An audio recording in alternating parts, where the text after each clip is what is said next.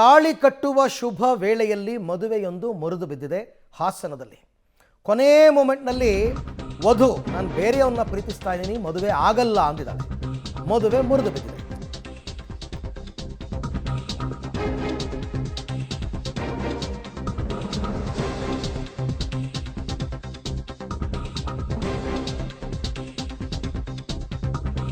ತಾಳಿ ಕಟ್ಟುವ ಶುಭ ವೇಳೆಯಲ್ಲಿ ಮುರಿದು ಬಿದ್ದಿದೆ ಮದುವೆ ಹಾಸನದಲ್ಲಿ.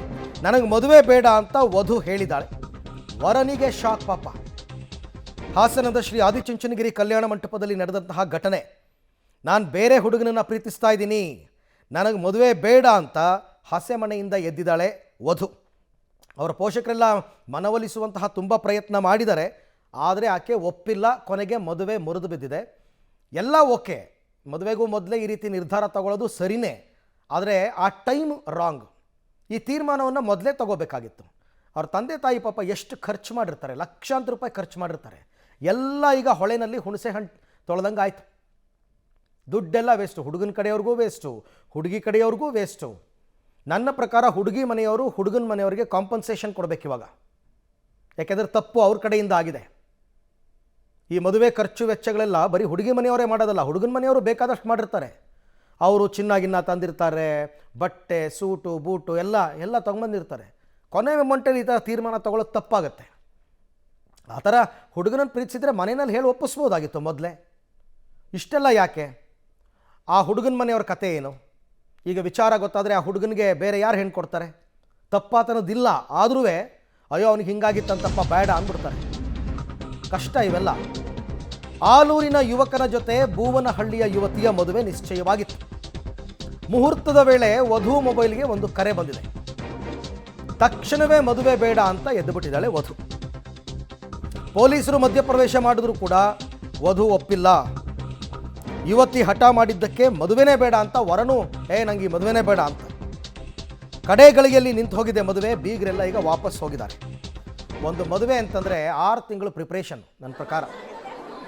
ಹುಡುಗ ಹುಡುಗಿ ಒಪ್ಪದ ನಂತರ 6 ತಿಂಗಳಿಂದ ಪ್ರಿಪ್ರೇಷನ್ಸ್ ಆಗಿರುತ್ತೆ. ಕುಟುಂಬಕ್ಕಾದ ಅವಮಾನ.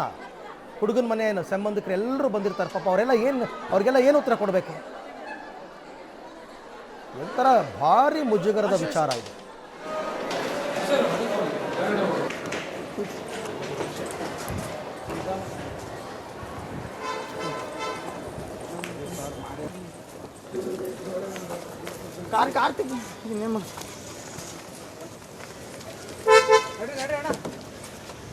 ಇದು ಸ್ವಲ್ಪ ತೆಗೆ, ಹಿಂದೆ ಹೋಗು.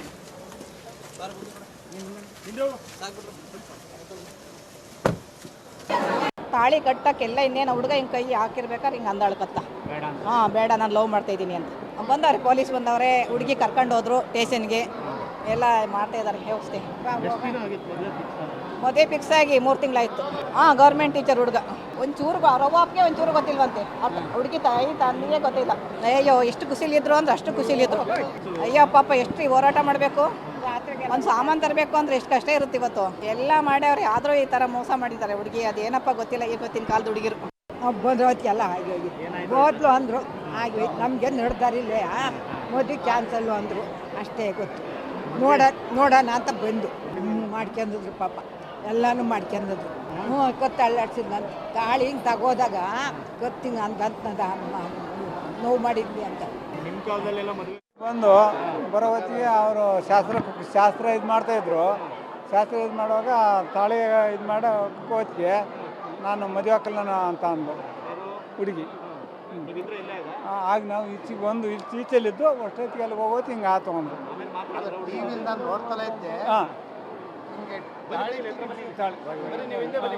ತಾಳಿ ತರ್ಬೇಕಾರೆ ಸ್ವಲ್ಪ ಹಿಂಗೆ ಅದ್ಲು. ನಾನು ಪಕ್ಕದಲ್ಲಿದ್ದನಿಗೆ ಹೇಳಿದೆ, ಇದು ಯಾಕೆ ಎಡವಟ್ಟೈತೆ ನೋಡು ಅಂತ. ಹಂಗಂದು 3 ಸೆಕೆಂಡು ಫುಲ್ ಕತ್ತಾಳಾಡ್ಸಿದ್ಲು. ಬೇಡ ಅಂತ, ಅಕ್ಕಲ್ಲ ಅಂತ. ಓಕೆ, ಇನ್ನು ಈ ಬಗ್ಗೆ ಮಾತನಾಡೋದಕ್ಕೆ ವಧುವಿನ ಕಡೆಯವರು ಮಂಜುನಾಥ್ ಅಂತ ಅಂದ್ಬಿಟ್ಟು ಸಂಬಂಧಿಕರು ನಮ್ಮ ಜೊತೆ ಸಂಪರ್ಕದಲ್ಲಿದ್ದಾರೆ. ನಮಸ್ಕಾರ ಮಂಜುನಾಥ್ ಅವರೇ. ನಮಸ್ತೆ ಸರ್. ಮಂಜುನಾಥ್, ಈಗ ಪ್ರೀತಿಸಿರುವ ಹುಡುಗನ ಜೊತೆ ಹೋಗ್ತೀನಿ ಅನ್ನೋ ನಿರ್ಧಾರನ ನಾನು ಒಪ್ತೀನಿ, ಇಲ್ಲ ಅಂತಲ್ಲ. ಬಟ್ ಯಾವ ಸಂದರ್ಭದಲ್ಲೇ ಹೇಳಬೇಕಾಗಿತ್ತು ಅದನ್ನು? ಎಲ್ಲ ಮುಗಿದು ತಾಳಿ ಕಟ್ಟೋ ಟೈಮಲ್ಲಿ ಹೇಳ್ತಾರೆ ಅಂತಂದರೆ ಎಷ್ಟು ಖರ್ಚು ವೆಚ್ಚ ಎರಡೂ ಕಡೆಯಿಂದ, ಎಲ್ಲ ಲಾಸ್ ಅಲ್ವಾ ಇವೆಲ್ಲ? ಹೌದು ಸರ್, ಆಗಿದೆ. ಈಗ ಈಗ ಹುಡುಗಿ ಇವಾಗ ಹೇಳ್ತಿದ್ದಾಳೆ, ಹೌದು ನಾನು ಪ್ರೀತಿಸಿರೋದು ನಿಜ, ಹೇಳಕ್ ಧೈರ್ಯ ಬರ್ಲಿಲ್ಲ, ಹಾಗಾಗಿ ಕಡೆ ಕ್ಷಣದಲ್ಲಿ ನಾನು ಇದ್ ಮಾಡಿದೆ ಅಂತ ಹೇಳಿ. ಅದು ಮೊದ್ಲೇ ಆಗಿದ್ದಿದ್ರೆ ಬೇರೆ ತೀರ್ಮಾನ ಆಗಿರ್ತಿತ್ತು, ಹಿರಿಯರು ಏನೋ ಒಂದು ತೀರ್ಮಾನ ಮಾಡಿರೋರು ಸರ್. ಈಗ ಆಗ್ಬಾರ್ದು ಆಗಿದೆ, ಈಗ ಮುಂದಿಂದು ನೋಡ್ಬೇಕಾಗಿದೆ ಅಷ್ಟೇ ಸರ್, ಬೇರೆ ಇನ್ನೇನು ಮಾತಾಡಕ್ ಆಗಲ್ಲ ಈ ಸಂದರ್ಭದಲ್ಲಿ. ಅಲ್ಲ ನಿಜ ಮುಂದನ್ನು ನೋಡ್ಬೇಕಿನ್ ಮುಂದಕ್ಕೆ ಅವ್ರ ಅಪ್ಪ ಅಮ್ಮನಿಗೂ ವಿಷಯ ಗೊತ್ತಿರಲಿಲ್ವಾ ಇಲ್ಲಿ ತನಕ?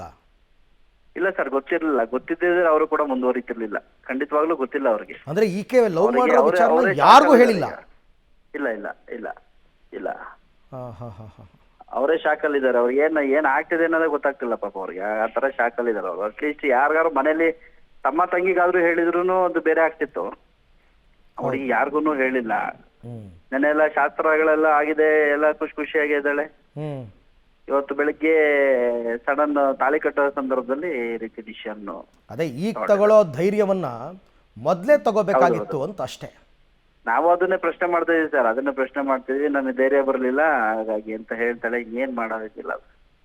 ಈಗ ಹುಡುಗಿನ ಎಲ್ಲಿ ಕರ್ಕೊಂಡು ಹೋಗಿದ್ದಾರೆ ಸರ್? ಈಗ ಅದೇ ಈಗ ಸರ್, ಈಗ ಪೊಲೀಸರ ಮಧ್ಯಸ್ಥಿಕೆಯಲ್ಲಿ ಪ್ರಕರಣ ಇದೆ ಈಗ. ಅದೆಲ್ಲ ಅವರು ಹುಡುಗನ ಮನೆಯವರು ಈಗ ಆಗಲ್ಲ ಅಂತ ಹೇಳಾಗಿದೆ. ಅವ್ರದೆಲ್ಲ ಏನ್ ಕಾನೂನು ರೀತಿಯಲ್ಲಿ ಏನು ಸೆಟ್ರೇಟ್ ಆಗ್ಬೇಕು, ಅವ್ರದ್ದು ಖರ್ಚು ವೆಚ್ಚಗಳೆಲ್ಲ ಮಾಡಿರ್ತಾರಲ್ವಾ? ಹೌದೌದೌದು, ಕೊಡಬೇಕಾಗತ್ತೆ. ಅದೆಲ್ಲ ಸೆಟ್ರೇಟ್ ಆದ್ಮೇಲೆ ಮುಂದಿಂದು ಮಾಡೋಣ ಅಂತ ಹೇಳಿ ಹುಡುಗಿಗ ಸಂಬಂಧಿಕರು ಯಾರ ಜೊತೆ ಕರ್ಕೊಂಡು ಹೋಗಿದ್ದಾರೆ ಚೌಲ್ಟ್ರಿಯಿಂದ. ಮದುವೆಗೆ ಬಂದಿದ್ದವ್ರದೆಲ್ಲ ಏನ್ ಕತೆ ಅಂತ? ಮದುವೆ ಬಂದಿದ್ದವ್ರು ಇನ್ನೇನು ಸರ್, ಏನು ಏನು ಹೇಳಕ್ ಆಗಲ್ಲ. ಅವ್ರು ಬಂದಿದ್ದವರು ಕೂತರು ಸ್ವಲ್ಪ ಹೊತ್ತು ಎಲ್ಲರೂ ಚೌಲ್ಟ್ರಿಯಲ್ಲಿ, ಏನಾದ್ರು ತೀರ್ಮಾನ ಆಗುತ್ತೇನೋ ಅಂತ ಹೇಳಿ. ಇಲ್ಲ ಅದು ಒಂದೇ ಡಿಸಿಷನ್, ನಾನು ಆಗಲ್ಲ, ಹಿಂಗೆ ನಾನು ಲವ್ ಮಾಡ್ಕೊಂಡಿದೀನಿ ಅಂತ ಹೇಳಿ ಕೊನೆಯಲ್ಲಿ ಹೇಳಿದ್ಲು ಹುಡುಗಿ. ಅದ್ ಹೇಳಿದ್ಮೇಲೆ ಎಲ್ಲ ಅವ್ರು ಹೊರಟ್ರು ಸರ್. ಈಗ ನನ್ನ ಪ್ರಕಾರ ಹುಡುಗಿ ತಂದೆನೂ ಬೇಕಾದಷ್ಟು ಖರ್ಚು ಮಾಡಿದ್ದಾರೆ ಅಂತ ಅನ್ಕೋತೀನಿ ಮದುವೆಗೆ. ಹೌದೌದು ಸರ್, ಮಾಡಿದ್ದಾರೆ. ಇವಾಗ ಅವರು ಪ್ರೈಮರಿ ಟೀಚರು, ಅವರು ಕೂಡ ಆರೋಗ್ಯ ಸರಿ ಇಲ್ಲ ಪಾಪ. ಅವ್ರು ಖರ್ಚು ವೆಚ್ಚ ಮಾಡಿದ್ರು. ಒಳ್ಳೆ ಆಸನದಲ್ಲಿ ಹೆಸರಾಂತ ಚೌಟ್ರಲ್ಲೇ ಮದುವೆನೂ ಮಾಡ್ತಾ ಇದ್ರು. ಕಡೆ ಕ್ಷಣದಲ್ಲಿ ಅವಳ ಡಿಸಿಷನ್ ಇಂದಾಗಿ ಸ್ವಲ್ಪ ಈ ತರ ಆಗೋಗಿದೆ. ಅದೇನೋ ತಾಳಿ ಕಟ್ಟೋ ಟೈಮಲ್ಲಿ ಯಾವ್ದೋ ಫೋನ್ ಬಂತು ಆಕೆಗೆ ಅಂತ ಕೇಳ್ಪಟ್ಟೆ, ನಿಜನಾ? ಇಲ್ಲ ಸರ್, ತಾಳಿ ಕಟ್ಟೋ ಟೈಮಲ್ಲಿ ಏನ್ ಬಂದಿಲ್ಲ ಅಂತ ಕಾಣ್ತದೆ. ಬಟ್ ಬೆಳಗ್ಗೆ ಸಂಪರ್ಕದಲ್ಲಿ ಇದ್ದಾಳೆ ಹುಡುಗನ ಜೊತೆ. ಇದಾರೆ? ಪ್ರೀತಿಸಿದ ಹುಡುಗನ ಜೊತೆ ಸಂಪರ್ಕದಲ್ಲಿ ಇದ್ದಾಳೆ. ಕೊನೆ ಮೂಮೆಂಟ್ ಅಲ್ಲಿ ಏನೋ ನಾನು ಮರೆಯಕ್ ಆಗ್ತಿಲ್ಲ ಅನ್ನೋ ರೀತಿಲಿ ಮಾತಾಡಿದ್ಲು. ಬಿಟ್ರೆ ಇನ್ನೇನು. ಅಲ್ಲ, ಎಷ್ಟು ವರ್ಷದಿಂದ ಆಕೆ ಪ್ರೀತಿ ಮಾಡ್ತಾ ಇದ್ರೋ ಏನೋ ಗೊತ್ತಿಲ್ಲ, ಬಟ್ ಒಂದು ಚೂರು ಯಾರಿಗೂ ಅನುಮಾನನೇ ಬಂದಿಲ್ವಲ್ಲ? ಹೌದು ಸರ್, ಅದು ಅಟ್ಲೀಸ್ಟ್ ಹೇಳಿದ್ರೆ ಮನೆಯಲ್ಲಾದ್ರೂ ಹೇಳಿದ್ರೆ ಅದು ಡಿಸಿಷನ್ ಬೇರೆ ಆಗ್ತಿತ್ತು. ಹೌದೌದೌದು, ಏನಾದ್ರು ಒಂದು ತಗೊಳ್ಳೋರು, ಅವ್ರಿಗೊಂದು ಡಿಸಿಷನ್ ತಗೊಂಡಿರೋರು. ಅದು ಡಿಸಿಷನ್ ಬೇರೆ. ಇಷ್ಟೆಲ್ಲ ರಂಪಾಟ ಆಗ್ತಿರ್ಲಿಲ್ಲ. ಎಲ್ಲದೂನು ಈಗ ಹಣಕಾಸಿನ ಹೊರೆ ಪ್ರತಿಯೊಂದನ್ನು ಕೂಡ ತಗ್ತಿತ್ತು ಅವ್ರ ಕುಟುಂಬಕ್ಕೆ. ಆಮೇಲೆ ಅವ್ರ ಅಪ್ಪ ಅಮ್ಮಂಗೂ ಅವಮಾನ ಇದು. ಹೌದೌದು ಅಲ್ವಾ? ಹೌದು ಸರ್, ಏನ್ ತಾಯಿ ಆಗುತ್ತೆ ಸರ್, ಏನು ಮಾಡಂಗಿಲ್ಲ, ಸಹಿಸ್ಕೋಬೇಕಾಗಿದೆ ಅವರಷ್ಟು. Very unfortunate. Thank you Manjunath, ನಮ್ಮ ಜೊತೆ ಮಾತನಾಡಿದ್ದಕ್ಕೆ ಧನ್ಯವಾದ. ಹುಡುಗಿ ಕಡೆ ಸಂಬಂಧಿ ಮಂಜುನಾಥ್ ಅವರು ಅದೇ ಹೇಳ್ತಾ ಇದ್ದಾರೆ, ಯಾರಿಗೂ ಗೊತ್ತಿರಲಿಲ್ವಂತೆ, ಆಕೆ ಯಾರಿಗೂ ಹೇಳಿಲ್ವಂತೆ. ಲವ್ ಮಾಡ್ತಾ ಇರೋ ವಿಚಾರನ ಅವ್ರ ಅಪ್ಪ ಅಮ್ಮನಿಗೂ ಹೇಳಿಲ್ಲ, ಅವರ ಸಹೋದರ ಸಹೋದರಿಯರಿಗೂ ಹೇಳಿಲ್ಲ, ಯಾರಿಗೂ ಹೇಳಿಲ್ಲ. ಅವ್ರ ತಂದೆ ತಾಯಿ ಕೂಡ ಅಸಹಾಯಕರು. ಇವಾಗ ಏನು ಮಾಡೋಕ್ಕಾಗತ್ತೆ? ಇಷ್ಟಕ್ಕೂ ಕಾರಣನೇ ಆಕೆ. ಒಂದು ವೇಳೆ ವಿಚಾರ ಗೊತ್ತಿದ್ದು ಮುಚ್ಚಿಟ್ಬಿಟ್ಟು ಮದುವೆ ಮಾಡಿದ್ರು ಅಂತಂದರೆ ಅದು ಬೇರೆ ವಿಚಾರ. ಯಾರಿಗೂ ಗೊತ್ತೇ ಇಲ್ಲ, ಶಾಕ್ ಅಂತೆ ಅವ್ರಿಗೂ ಲವ್ ಮಾಡ್ತಾ ಇರೋವಂಥದ್ದು.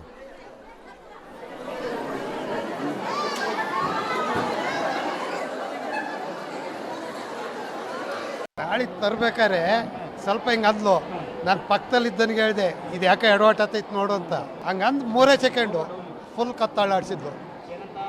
ಬೇಡ ಅಂತ, ಅಕ್ಕಲ್ಲ ಅಂತ. ಹುಡುಗ ನೀಟಾಗಿ ಕೇಳಿದೆ. ಅವು ಪಾಪ ಕಣ್ಣೀರು ಹಾಕ್ಬಿಟ್ಟ. ಕೇಳಿ ಆಮೇಲೆ ಬಿಲ್ಕುಲ್ ಬೇಡ ಅಂತ ಹುಡುಗಿ ಇದು ಮಾಡಿದ್ಲು. ಆಮೇಲೆ ಇನ್ನು ಶುರು ಆಯ್ತು ಜಾಲಿ. ಹುಡುಗಿ ಏನೋ ಬೇರೆ ಲವ್ ಅಂತೆ. ಹಂಗಾಗಿ ಅದು ಮೊದಲೇ ಹೇಳ್ಬೋದಾಯ್ತು. ಈಗ ಅವ್ರ ಅಪ್ಪ ಅವನು ಜೀವ ಬೆರ್ಚಿಗೆ ಸುಟ್ಟು ಹಾಕಿದ್ಲು. ಅವ್ರ ಅಪ್ಪ ಅವನು ಈಗ ಜೀವ ಬೆರ್ಚಿಗೆ ಸುಟ್ಟು ಹಾಕಿದ್ಲು. ಈಗ ಭಾರಿ ಒಳ್ಳೆ ಹುಡುಗ ಇವನು, ಮಾಸ್ಟ್ರು, ಭಾರಿ ಒಳ್ಳೆ ಹುಡುಗ. ಇನ್ನೇನು ಕಟ್ಟಬೇಕು, ಒಂದು ಚೂರು ಕತ್ತು ಅಳ್ಳಾಡ್ಸಿದ್ಲು. 2 ಸೆಕೆಂಡು ಅಕ್ಕೆ ಎಲ್ಲ ಅಂದ್ಲು. ಅವ್ರ ಮನೆಯವ್ರ ಪಾಪ ಖಾಲಿ ಬಿದ್ದು ಕೇಳ್ಕೊಂಡ್ರು. ಏನು ಮಾಡಿರೋ ಅವಳು ಒಪ್ನಿಲ್ಲ. ಹುಡುಗ ಮಾಸ್ಟ್ರು ಈಗ ಕ್ಯಾನ್ಸಲ್ ಆಯಿತು. ಈಗೇನ ಸ್ಟೇಷನಿಗೆ ಕರ್ಕೊಯಾರ ಹುಡುಗಿಯ. ಇನ್ನೊಂದು ಈಗ ಇವರು 2 ಕಡೆನೂ ಖರ್ಚುಬಿಟ್ಟು ಅದೇನು ಮಾಡ್ತಾರೆ ನೋಡಬೇಕು. ಎಲ್ಲ ರೆಡಿ, ಎಲ್ಲ ಫುಲ್ ರೆಡಿ ಐತಿ, ಎಲ್ಲ ವೇಸ್ಟ್. ಶಾಸ್ತ್ರ ಇನ್ನೇನೋ ಮುಂಚೆ ಸ್ವಲ್ಪ ಇದು ಮಾಡಿ ತಾಳಿ ಕಟ್ಟಿಸ್ಬೇಕು, ಅಷ್ಟೊತ್ತಿಗೆ ಕ್ಲೋಸು. ಈ ಬಗ್ಗೆ ಮತ್ತಷ್ಟು ಮಾಹಿತಿ ನನ್ನ ಕೊಲೀಗ್ ಶಶಿಧರ್ ಅವರಿಂದ ಪಡ್ಕೊಳ್ಳೋಣ. ಶಶಿಧರ್, ಈಗ ಐ ಥಿಂಕ್ ಎಲ್ಲವೂ ಮುಗೀತು ಅಂತ ಅನ್ಕೋತೀನಿ. ಈಗ ಮದುವೆ ಕ್ಯಾನ್ಸಲ್ ಆಯಿತು ಅಂದರೆ ಎಲ್ಲ ಮುಗ್ದಂಗೆ. ಬಟ್ ಈಗ ಮುಂದೇನು? ಇಷ್ಟೆಲ್ಲ ಖರ್ಚು ವೆಚ್ಚಕ್ಕೆ ಯಾರು ಹೊಣೆ? ಆ ಕಾಂಪನ್ಸೇಷನ್ ಹುಡುಗನ ಮನೆಯವರು ಕೊಡಿಸ್ತಾರಾ ಏನು ಅಂತ? ಅರವಿಂದ್, ನಿಜಕ್ಕೂ ಈ ಮದುವೆ ಈಗ ಸದ್ಯದ ಪರಿಸ್ಥಿತಿಯಲ್ಲಿ ಮುರಿದು ಬಿದ್ದಿದೆ. ಕಳೆದ 3 ತಿಂಗಳಲ್ಲೂ ಸಹ ಮದುವೆಗಾಗಿ ಹೋರಾಟವನ್ನು ನಡೆಸಿದ್ರು, ಎಲ್ಲರಿಗೂ ಲಗ್ನ ಪತ್ರಿಕೆಯನ್ನು ಕೊಟ್ಟಿದ್ರು, ಬಟ್ಟೆ ಬರೆ ಚೌಲ್ಟ್ರಿ ಎಲ್ಲವೂ ಸಹ ಮುಗಿದು ಕಡೆ ಗಳಿಗೆಯಲ್ಲಿ ಮದುವೆ ಮುರಿದು ಬಿದ್ದಿದೆ. ಈಗ ಪೊಲೀಸರ ಸಮಕ್ಷಮದಲ್ಲಿ ಏನು ವರನ ಕಡೆಯವರು ಏನ್ ಖರ್ಚು ಮಾಡಿದ್ರು, ಅದೇ ರೀತಿ ವಧುವಿನ ಕಡೆಯವರು ಏನ್ ಖರ್ಚು ಮಾಡಿದ್ರು, ಆ ಎಲ್ಲಾ ಖರ್ಚುಗಳನ್ನ ಸಮನಾಗಿ ಹಂಚಿಕೊಳ್ಳುವಂತ ಒಂದು ಮಾತುಕತೆಗೆ ಬಂದಿದ್ದಾರೆ. ಅಲ್ಲದೆ ಆ ಯುವತಿ ಯಾರನ್ನ ಪ್ರೀತಿಸ್ತಾ ಇದ್ದಾನೆ ಯುವಕನನ್ನ, ಆತನನ್ನೇ ಕರೆಸಿ ಮದುವೆ ಮಾಡ್ಲಿಕ್ಕೂ ಸಹ ಆ ಕುಟುಂಬಸ್ಥರು ಈ ಪೊಲೀಸರ ಸಮಕ್ಷಮದಲ್ಲಿ ಮುಂದಾಗಿದ್ದಾರೆ. ಯಾಕಂದ್ರೆ ಆ ಯುವತಿ ಏನಿದ್ರೆ ಆಕೆ ಯಾರನ್ನ ಲವ್ ಮಾಡ್ತೇನೆ ಇದುವರೆಗೂ ಗುಟ್ಟನ್ನ ಬಿಟ್ಟುಕೊಟ್ಟಿಲ್ಲ. ಆದ್ರೆ ಕಡೆ ಇನ್ನೇನು ತಾಳಿ ಕಟ್ತಕ್ಕಂತ ಒಂದು ಸಂದರ್ಭದಲ್ಲಿ ಕತ್ತನ್ನು ಅಳ್ಳಾಡಿಸುವ ಮೂಲಕ ಈ ಮದುವೆ ಬೇಡ ಅಂತ ಹೇಳಿದಂತ ನಂತರ ಸಂಪೂರ್ಣವಾಗಿ ಮದುವೆ ಮುರಿದು ಬಿದ್ದಿದೆ. ಹಾಗಾಗಿ ಈಗ ಪೊಲೀಸರ ಸಮಕ್ಷಮದಲ್ಲೇ ಆ ಯುವಕನನ್ನ ಕರೆಸಿ ಆತನೊಂದಿಗೆ ಪೊಲೀಸರ ಮುಂದೆ ಆತ ಯಾವಾಗ್ಲಿಂದ ಲವ್ ಮಾಡ್ತಾ ಆತ ಏನ್ ಕೆಲಸ ಮಾಡ್ತಾ ಎಲ್ಲವನ್ನು ವಿಚಾರಿಸಿ ಆ ನಂತರದಲ್ಲಿ ಮದುವೆಯಾಗಿ ಈಗ ವರನ ಮನೆಯವರು ಸಾಕಷ್ಟು ಖರ್ಚನ್ನ ಮಾಡಿರ್ತಾರೆ. ಅಲ್ಲದೆ ಅವರು ಬೀಗ್ರೂಟವು ಸಹ ಏನು ಶನಿವಾರ ಇತ್ತು, ಇವೆಲ್ಲವನ್ನು ಸಹ ಈಗ ಖರ್ಚು ವೆಚ್ಚವನ್ನು ನೋಡಿ ಅವರೆಲ್ಲರೂ ಸಹ ಈಗ ಸಮವಾಗಿ ಹಣವನ್ನ ಹಂಚಿಕೆ ಮಾಡಿಕೊಂಡು ಮದುವೆನ ಸಂಪೂರ್ಣವಾಗಿ ಈಗ ಕ್ಯಾನ್ಸಲ್ ಮಾಡುವಂತ ಒಂದು ಮಾತುಕತೆಯನ್ನು ಈಗ ಪೊಲೀಸರ ಮುಂದೆ ನಡೆಸ್ತಾ ಇರ್ತಕ್ಕಂಥದ್ದು. Aravind. Right Shashidhar, thank you. ತಮ್ಮೆಲ್ಲ ಮಾಹಿತಿಗಾಗಿ ಧನ್ಯವಾದ. ಸಮನಾಗಿ ಹೆಂಗೆ ಹಂಚ್ಕೋತಾರೆ ಅಂತ, ಹುಡುಗನ ಮನೆಯವರು ಏನೇನು ಖರ್ಚು ಮಾಡಿದ್ದಾರೆ, ಅವರು ಮಾನವೀಯತೆ ದೃಷ್ಟಿಯಿಂದ ನಮಗೆ ಬೇಡ ಅಂತಂದ್ರೆ ನಂಗೆ ಗೊತ್ತಿಲ್ಲ. ಇಲ್ಲ ಅಂದರೆ ಪ್ರತಿ ಪೈ ಟು ಪೈ ಅವ್ರು ಕೊಡಬೇಕಾಗತ್ತೆ.